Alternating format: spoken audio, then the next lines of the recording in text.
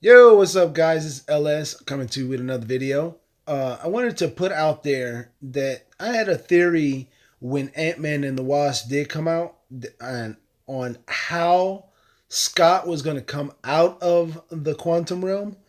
And so, if you notice that in the movie Ant-Man and the Wasp, one of the main themes between Ant-Man the first movie and Ant-Man and the Wasp, uh, a big a big thing was connected with being able to use your mind and meld with somebody else or something else. For example, in the first Ant Man, Hank Pym and Hope, they were able to use their minds to tell ants what to do.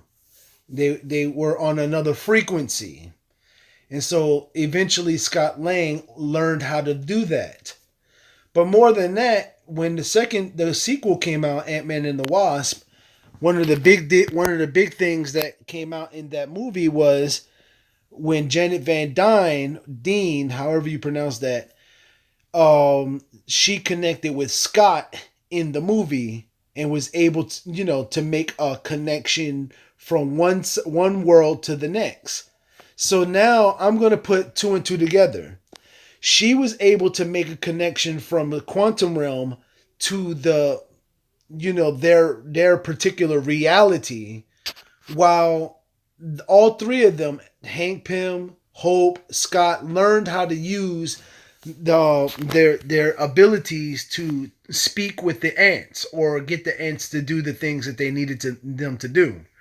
And so, with that being said, this scene at the end of Ant Man and the Wasp with the ant playing the drums, that is bigger than you think.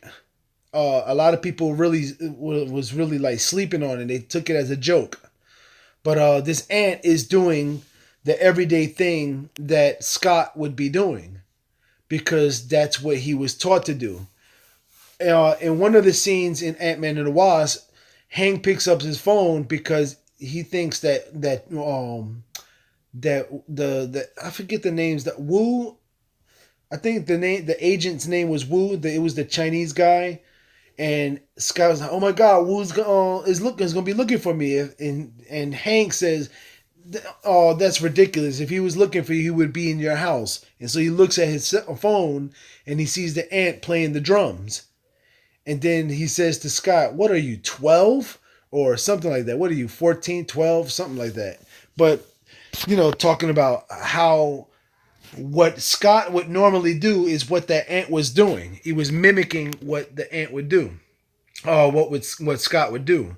So now, when I saw that scene on Ant Man and the Wasp, the very last scene of the ant playing drums, after the Hank Pym, Janet Van Dyne, and Hope were dusted, and Scott was left in a quantum realm, it got me thinking that this is how Scott is going to get out of the quantum realm.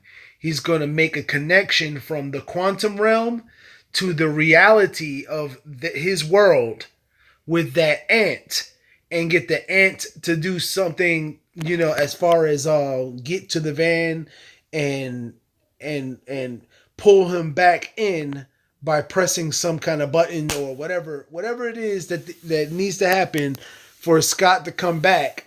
I believe that he's going to have the ant do it for him. Now, that remains to be seen, but that's my prediction. That's my I've said that since Ant-Man and the Wasp, the very last part. But this is my first time actually putting it out there on a video. And so I want to be, at least the first to say it. Maybe no, maybe somebody has said it. I haven't heard it from anyone else. I'm saying it now. It's what's going to happen. I've been right about the again, I must take credit. I was right about the title of Avengers Endgame. I knew it was going to be that. And so that's my prediction. I'm going to probably have more theories and stuff, but that's one of them right now. So hope y'all mull over that for a minute.